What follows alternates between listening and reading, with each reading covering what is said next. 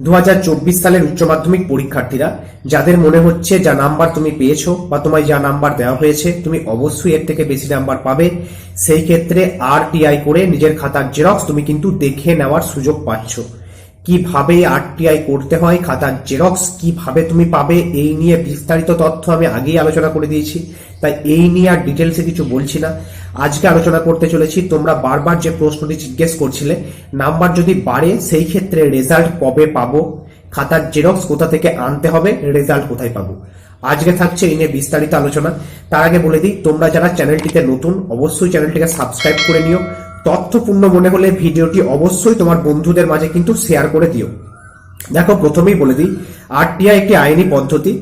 এই আরটিআই আবেদন করার জন্য তোমায় একটি অ্যাপ্লিকেশন লিখতে হয়, তার সঙ্গে নির্দিষ্ট ডকুমেন্টস দিতে হয়, কোর্ট ফি আটকাতে হয়, তারপর নির্দিষ্ট পর্ষদ অফিসে গিয়ে সেটা তোমায় জমা করাতে হয়। এই নিয়ে বিস্তারিত তথ্য আগে আলোচনা করা আছে, ভিডিওগুলো দেখে নিও, তাহলে তুমি আরটিআই কিন্তু আবেদন করতে পারবে, কোনো অসুবিধা হবে না। এবার তোমাদের মনে যে প্রশ্নটা আসে যে খাতার জেরক্স আমরা কোথায় পাবো, কোথা থেকে খাতার জেরক্স দেওয়া হবে। দেখো, তুমি যেদিন আবেদন করে আসবে সেদিন থেকে 30 থেকে 45 দিনের মধ্যে তোমার বাড়িতে কিন্তু একটি চিঠি পাঠানো হবে। ঠিক আছে, সাধারণত একটি চিঠি পাঠানো হয়, কিছু কিছু ক্ষেত্রে দুটি চিঠিও কিন্তু আসে। তোমার কাছে যদি দুটি চিঠি আসে সেই ক্ষেত্রে প্রথম চিঠিতে উল্লেখ করা থাকবে তোমার আরটিআই অ্যাপ্লিকেশনটি গৃহীত হয়েছে সঠিকভাবে, এবং দ্বিতীয় চিঠিতে উল্লেখ করা থাকবে কোন অফিসে গিয়ে কখন তুমি তোমার খাতার জেরক্স আনতে পারবে। বোঝা গেছে? এবার তুমি বা তোমার অভিভাবক অভিভাবিকা যেই যাও না কেন, পর্ষদ অফিসে গিয়ে যখন খাতার জেরক্স আনবে সেই ক্ষেত্রে তোমাকে কিন্তু প্রত্যেক পৃষ্ঠার জন্য 2 টাকা করে চালান কাটাতে হবে। ধরো তুমি বাংলা বিষয়ে আরটিআই করেছো, 10টা পাতায় লিখেছো, তাহলে 10 দুগুণে 20 টাকা তোমায় সেখানে জমা করাতে হবে। আধিকারিকটাই কিন্তু চালান কেটে নেবেন, এই নিয়ে সমস্যা নেই। খাতার জেরক্স তুমি পেয়ে গেলে, এবার কোন অফিসে তুমি পাবে সেটি কিন্তু তোমার ওই চিঠিতে উল্লেখ করা থাকবে। বারবার ভালো করে বুঝবে, চিঠিতে উল্লেখ করা থাকবে কোন অফিস থেকে তুমি খাতার জেরক্স পাবে। সাধারণত যে অফিসে গিয়ে তুমি আবেদনপত্র জমা দিয়ে আসো সেই অফিস থেকেই তোমাকে কিন্তু খাতার জেরক্স আনতে যেতে হয়। সেই অফিসে যদি তোমাকে খাতার জেরক্স না দেওয়া হয়, যদি মেন অফিসে দেওয়া হয়, সেটিও কিন্তু তোমার ওই চিঠিতেই উল্লেখ করে দেওয়া হবে। ক্লিয়ার?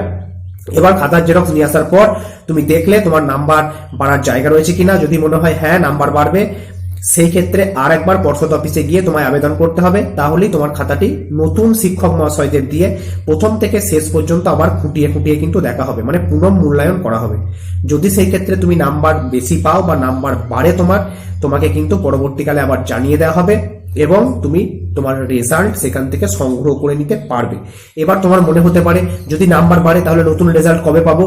নতুন রেজাল্ট কিন্তু তোমাকে আরো 1 মাস অপেক্ষা করতে হবে। তুমি যে আবেদনপত্র জমা দিলে তোমার খাতাটি আবার নতুন করে দেখার জন্য, তারপর আবার 1 মাস কিন্তু তোমায় অপেক্ষা করতে হবে নতুন রেজাল্ট হাতে পাওয়ার জন্য। ক্লিয়ার হয়েছে? সেটিও তোমায় চিঠি পাঠিয়ে কিন্তু জানিয়ে দেওয়া হবে। ক্লিয়ার? আশা করি এই বিষয় নিয়ে আর তোমাদের মনে কোনো সংশয় নেই। এবার তোমাদের মনে হতেই পারে আরটিআই করলে তো রেজাল্ট পেতে অনেক দেরি হবে। হ্যাঁ, হবে।